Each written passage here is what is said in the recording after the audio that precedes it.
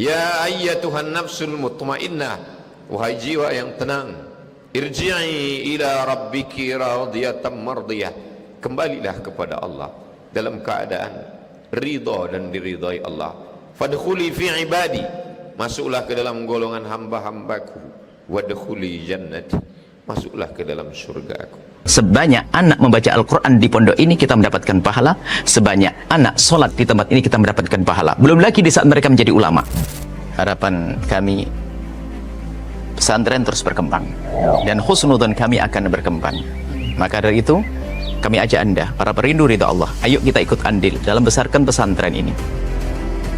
Semoga dari pesantren keluar ulama-ulama penerus dakwah baginda Nabi. Amin. Maka jangan ragu untuk bergabung. Inilah orang cerdas. Kalau kita mengandalkan ibadah kita melakukan sholat sebanyak apapun sangat terbatas, ngaji Quran sangat terbatas. Tapi kalau kita ikut andil dalam program besar semacam ini, sebanyak anak membaca Al-Quran di pondok ini kita mendapatkan pahala, sebanyak anak sholat di tempat ini kita mendapatkan pahala, belum lagi di saat mereka menjadi ulama. Inilah kerjaan orang-orang cerdas. Maka ayo menjadi cerdas hari ini. Jangan ragu, sisihkan rezeki Anda. Dan tidak cukup sampai di sini, ajak orang lain. Kapan Anda mengajak orang lain, Anda mendapatkan pahala biarpun orang itu belum mengikuti ajakan Anda. Ajak sebanyak-banyaknya. Dan di saat Anda mengajak, jangan meremehkan. Mungkin kelihatan orang itu tidak, seolah-olah tidak akan membantu. Ajak saja. Silahkan sisihkan rezeki Anda langsung ke Pesantren Nurul Azhar Bank Syariah Indonesia, nomor rekening 147-666-6666 atas nama Yayasan Tabung Wakaf Umat. Dan jika terbuka hati Anda lalu Anda berderma, jangan ragu, sertakan kode transfer 01 di akhir nominal transfer dan atau konfirmasi ke nomor 0852 6541 6060. Itu adalah nomor admin yayasan. Dan setelah itu, setelah Anda berderma, puji syukur, bersyukurlah kepada Allah karena Allah telah memilih Anda untuk bisa berjuang.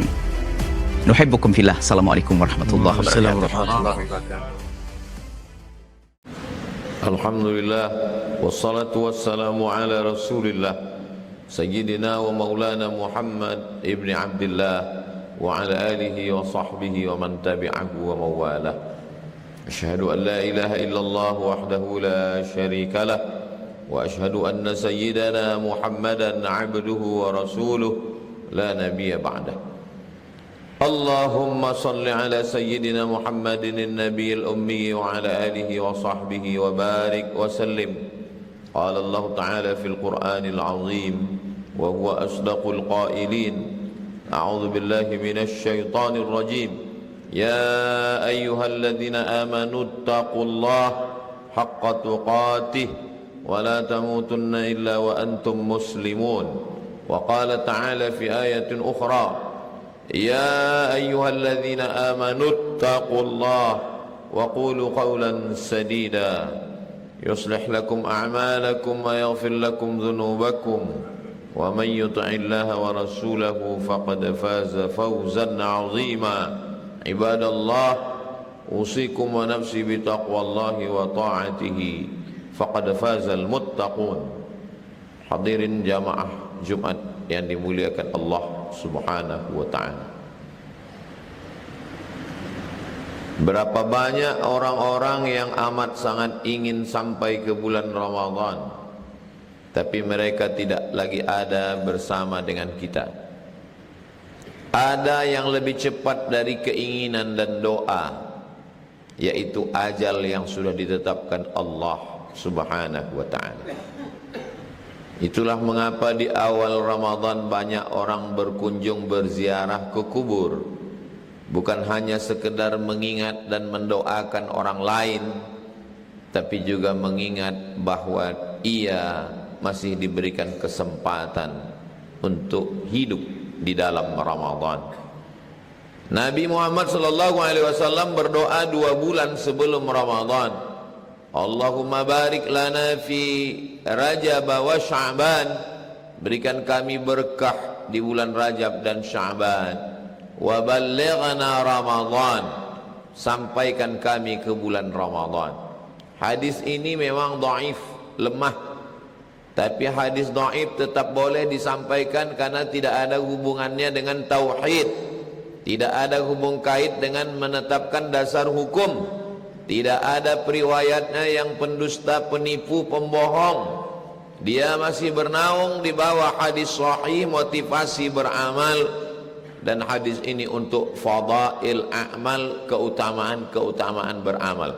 Tidak semua hadis dhaif tertolak. Begitu kata Imam An-Nawawi yang dijelaskan oleh Imam Jalaluddin Abdurrahman As-Suyuti dalam kitab Tadribur Rawi Syarah Taqrib An-Nawawi. Nabi meminta supaya sampai ke bulan Ramadan, padahal ia sayyidul anbiya wal mursalin, sayyidul awwalin wal akhirin, pemimpin para nabi dan rasul, dijamin masuk surga, dan dia ingin disampaikan ke bulan Ramadan. Banyak orang tidak menganggap hidup di Ramadan ini nikmat karena dia tahun lalu hidup. Tapi kalau ia renung-renungkan berapa banyak kawan, jiran, tetangga, sahabat, kalau dilihat sehat, mereka lebih sehat daripada kita, lebih muda. Tapi kenapa kita masih hidup? Jawabannya ada di juz 29 surat yang pertama, surat Al-Mulk, 30 ayat. Kalau dibaca, menyelamatkan dari azab kubur. Alladzi khalaqal mauta, Allah yang menciptakan hidup. Wal hayata, Allah menciptakan mati, Allah menciptakan hidup. Liyabluwakum ayyukum ahsanu amala, Allah ingin menguji siapa yang paling baik amalnya. Kalau dikatakan hidup itu karena sehat, orang sehat juga mati. Kalau dikatakan hidup itu karena muda, orang muda banyak yang mati. Kita hidup sampai hari ini karena Allah ingin melihat kita beramal di bulan yang mulia ini. Maka cara mensyukurinya dengan lisan alhamdulillah, cara mensyukurinya dengan perbuatan. Kita isi bulan ini dengan amal-amal yang diajarkan oleh Nabi Muhammad sallallahu alaihi wasallam. Imam mazhab kita Imam Muhammad bin Idris Asy-Syafi'i lahir tahun 150 Hijrah di Gaza, Palestina, dan meninggalnya di Mesir pada tahun 204. Umurnya hanya 54 tahun. Wa kana al-Imam Asy-Syafi'i yukhtimul Qur'ana 60 khatamah. Imam Syafi'i di bulan Ramadan mengkhatamkan Al-Quran 60 kali khatam. Riwayat ini sahih, disebutkan oleh Imam Az-Zahabi, imam yang paling ketat dalam hal periwayatan, dalam kitab Siyar A'lam An-Nubala. Wa kana al-Imam Asy-Syafi'i yukhtimul Qur'ana 60 khatamah, mengkhatamkan 60 kali khatam dalam bulan Ramadan. 30 khatam di waktu siang, 30 khatam di waktu malam, 1 khatam di waktu malam, 1 khatam di waktu siang. Begitulah seorang imam yang hebat amalnya, hebat ilmunya, tapi Ramadan beliau tetap memperbanyak khataman Al-Quran. Kalau ada orang yang mengejek untuk apa banyak-banyak khatam, tidak paham. Wa idza quri'al Qur'an, kalau Quran dibacakan, fastami'u lahu, dengar baik-baik, wa ansitu, diam, la'allakum turhamun, sedangkan mendengar pun dapat rahmat, apalagi membacanya. Kalau ada orang yang mengolok-olok, untuk apa baca Quran banyak-banyak? Karena memang bulan Ramadan mengkhatamkan Quran, memperbanyak khatam Al-Quran. Adapun mau memahami Al-Quran, tafsir Quran, nanti di luar Ramadan. Gurunya Imam Syafi'i namanya Imam Malik bin Anas, meninggal tahun 179 Hijrah. Makamnya di pemakaman Baqi, sebelah kiri Masjid Nabawi kalau kita menghadap arah kiblat. Imam Malik bin Anas, atau dikenal dengan Imam Maliki, punya kitab paling tua dalam hadis, lebih tua dari Sahih Al-Bukhari, namanya kitab Muwatta Imam Malik. Imam Malik biasanya membacakan kitab Muwatta Tapi pada bulan Ramadan Imam Malik menutup kitab Muwatta. Majlis pembacaan hadis Muwatta ditutup oleh Imam Malik karena beliau ingin memperbanyak khatam Al-Quran. Silakan perbanyakkan khatam Al-Quran untuk melembutkan hati, memfokuskan pikiran, menurunkan rahmat-rahmat Allah Subhanahu wa ta'ala. Jangan sampai ada waktu yang kosong, melainkan diisi dengan Al-Quranul Karim. Zaman dulu susah kita membawa Al-Quran, sekarang kita tinggal mendownload aplikasi Al-Quran yang islami, yang bisa memperbaiki bacaan-bacaan kita, berguru memperdengarkan bacaan Al-Quran sehingga jelas idgham, ikhfa, ghunnah dan qalqalahnya. Membaca Al-Quran bersama-sama disebut dengan tadarus. Membaca Al-Quran sendirian tadrus, darasa yadrusu. Tapi ada orang yang memperdengarkan bacaannya. Boleh jadi bacaan kita rasa tidak pernah salah karena memang tidak pernah didengar orang lain. Maka di bulan Ramadanlah kita meluruskan bacaan Al-Quran. La aqulu alif lam mim harf. Alif lam mim tidak dihitung satu huruf. Al alifu harfun, alif satu huruf. Wal lamu harfun, lam satu huruf. Wal mimu harfun, mim satu huruf. Wa likulli harfin asyru amsalihha. Setiap huruf dibalas 10 kebaikan. Jangan berkecil hati yang belum lancar membaca Al-Quran. Bacaan Quran di bulan Ramadan tidak mesti khatam, tidak dilihat berapa kali khatam. Yang penting membaca Al-Quran. Hitungan pahala baca Quran bukan dilihat berapa juz, tapi berapa huruf yang kita baca. La yukallifullahu nafsan illa wus'aha. Allah tidak membebani orang lebih daripada kemampuannya. Mengapa pesan yang pertama adalah Al-Quran? Karena bulan Ramadan, bulan turunnya Al-Quran. Syahrul Ramadan alladzi unzila fihi Al-Quran.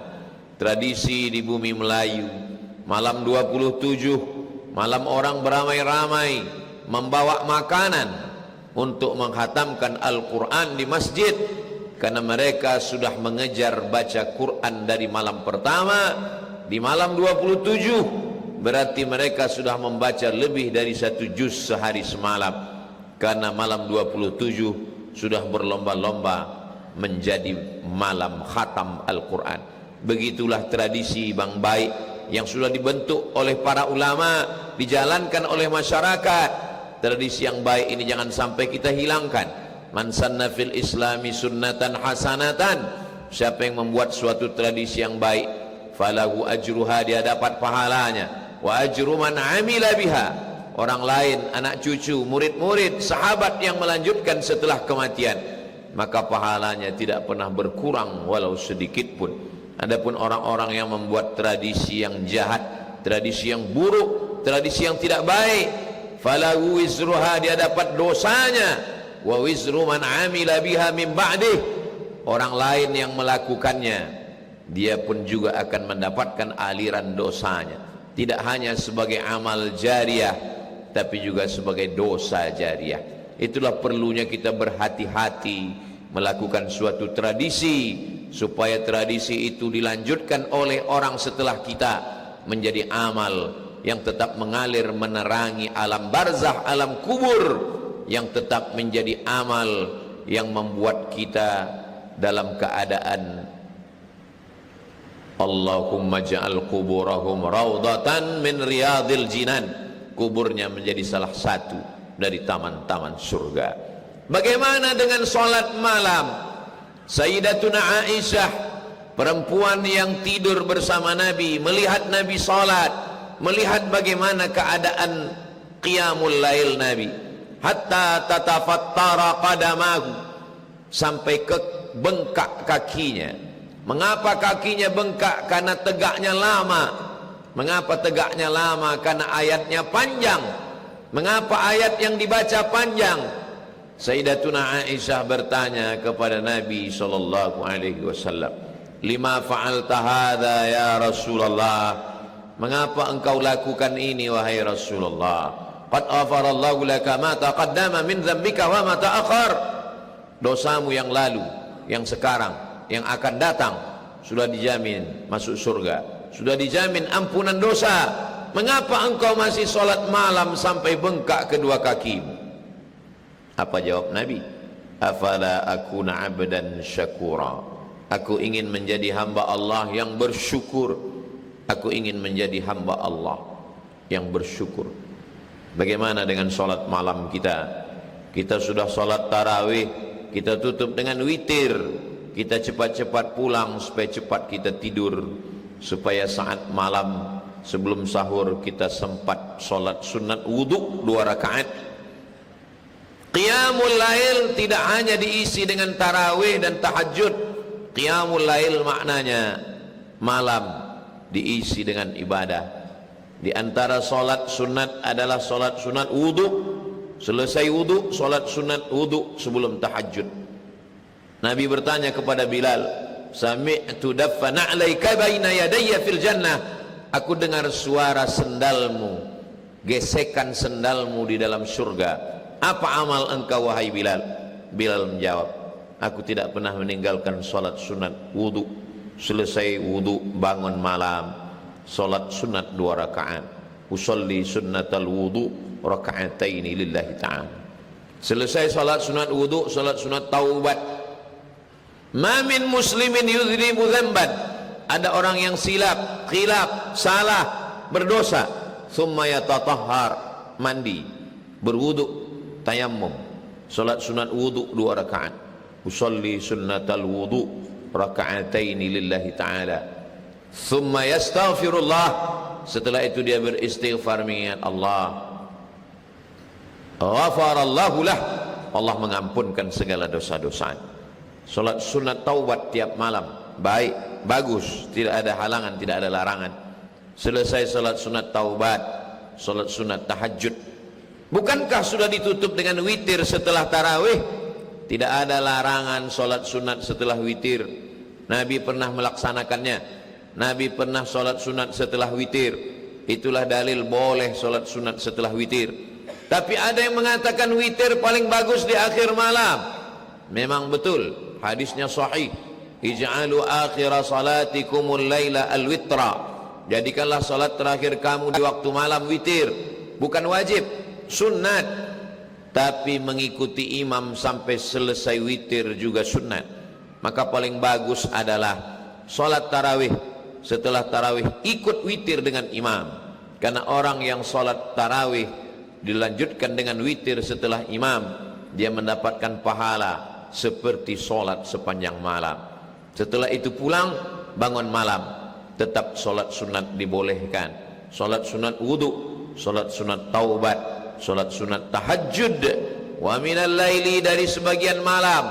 Allah tidak minta semua malam, karena besok pagi kita masih berusaha, berikhtiar mencari rezeki, ke kebun, ke sawah, berniaga, berdagang, ke kantor, mengajar. Maka tetap solat malam. Setelah solat tahajud, sempatkan 2 rakaat solat hajat. Karena hajat-hajat kita banyak kepada Allah. Hajat untuk anak soleh, hajat untuk keluarga sakinah mawaddah warahmah, hajat untuk jodoh anak menantu, hajat untuk sehat walafiat. Solat sunat hajat 2 rakaat. Masih ada waktu paling afdal beristighfar di waktu sahur. Wabil ashari hum yastaghfirun. Pada waktu sahur dia beristighfar. Astaghfirullahal azim alladzi la ilaha illa huwal hayyul qayyum wa atubu ilaih. Man lazimal istighfar. Siapa yang memperbanyak istighfar, ja'alallahu lahu min kulli dhiqin makhraja. Segala kesempitan hidupnya diberikan Allah kelapangan. Wa min kulli hammin faraja. Segala kesusahannya diberikan Allah kebahagiaan. Wa razaqahu min haitsu la yahtasib. Diberi rezeki dari jalan yang tidak disangka-sangka. Nabi Muhammad SAW yang tidak berdosa, yang dijamin masuk surga, berapa istighfarnya sehari semalam? Wallahi, demi Allah, inni la astaghfiru ila rabbi wa atubu ilaih. Aku beristighfar, meminta ampun kepada Allah, mi'ata marrah fil yaumi wal lailah, 100 kali sehari semalam.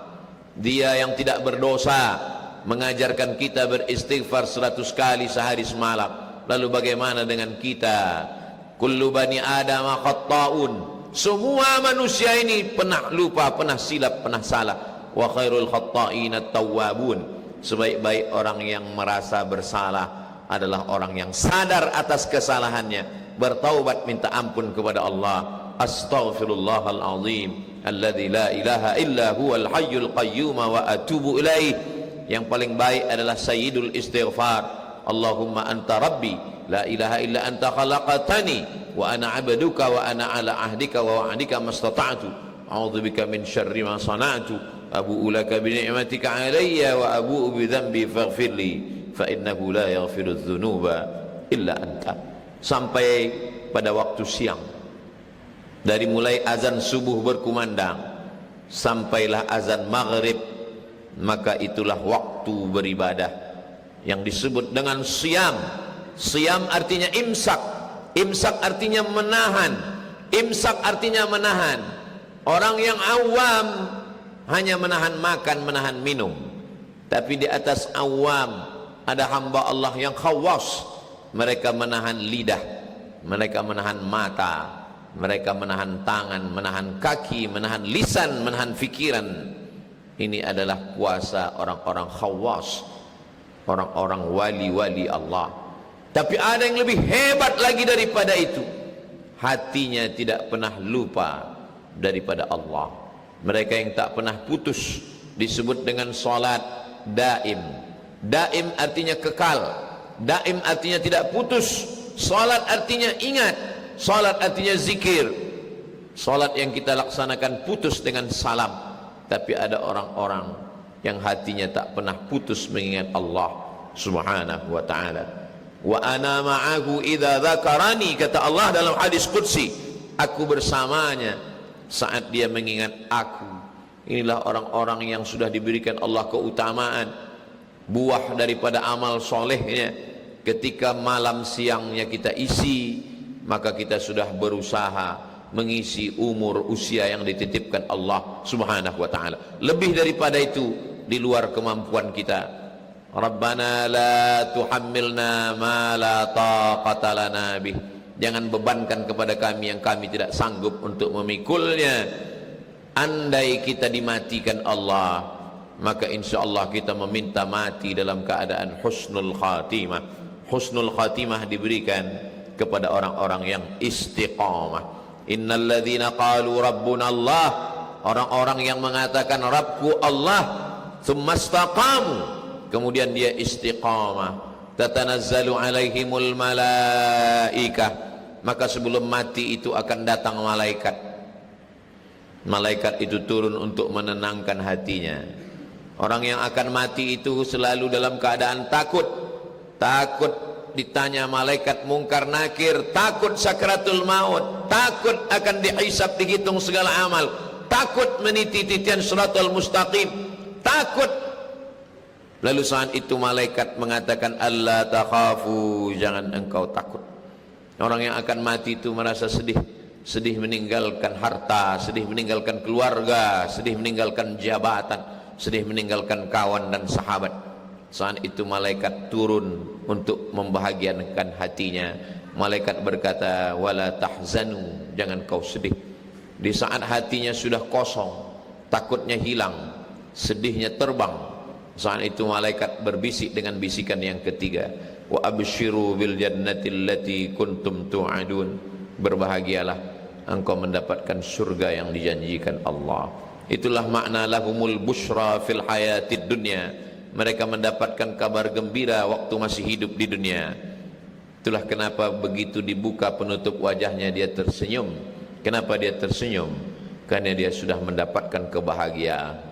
Padahal katanya mati itu menyakitkan. Seperti tarikan mata kail pancing ditarik di kulit yang basah. Seperti tebasan pedang di tempat yang sama beribu kali. Seperti kambing yang dikuliti hidup-hidup. Tapi kenapa dia mati dalam keadaan tersenyum? Karena takutnya sudah hilang, karena sedihnya sudah terbang, karena hatinya bahagia. Di saat itulah malaikat mengucapkan salam kepadanya, yang kita ulang 3 kali saat membaca Yasin. Salamun qaulam mir rabbir rahim. Salamun qaulam mir rabbir rahim. Salamun qaulam mir rabbir rahim.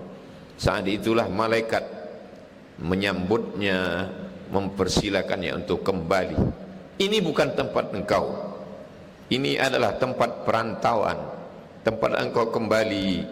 Ya ayyatuhan nafsul mutmainnah, wahai jiwa yang tenang, irji'i ila rabbiki radiyatan mardiyah, kembalilah kepada Allah dalam keadaan ridha dan diridhai Allah.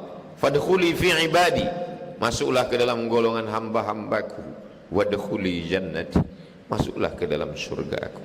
Barakallahu li wa lakum fil Qur'anil azim wa nafa'ani wa iyyakum bima fihi minal ayati wadh-dhikril hakim wa taqabbala minni wa minkum tilawatahu innahu huwal ghafurur rahim. Allahumma shalli wa sallim wa zid wa an'im wa tafaddal wa barik bi jalalika wa kamalika ala asrafi ibadika sayyidina wa maulana Muhammadin wa alihi sahabati rasulillahi ajma'in. Alhamdulillahilladzi bi ni'matihi tatimmus shalihat, wassalatu wassalamu ala sayyidis sadat wa ala alihi wa ashabihi ahlil fadaili wal karamat. Ashhadu an la ilaha illallah wahdahu la syarika lah wa ashhadu anna sayyidana Muhammadan abduhu wa rasuluh la nabiyya ba'dah. Allahumma salli ala sayyidina Muhammadin an-nabiyil ummi wa ala alihi wa sahbihi وبارك وسلم.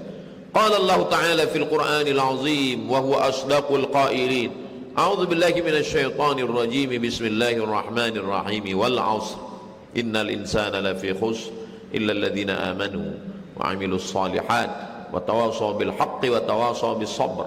وقال تعالى في آية أخرى: إن الله وملائكته يصلون على النبي يا أيها الذين آمنوا صلوا عليه وسلموا تسليما. اللهم اغفر للمسلمين والمسلمات والمؤمنين والمؤمنات الأحياء منهم والأموات.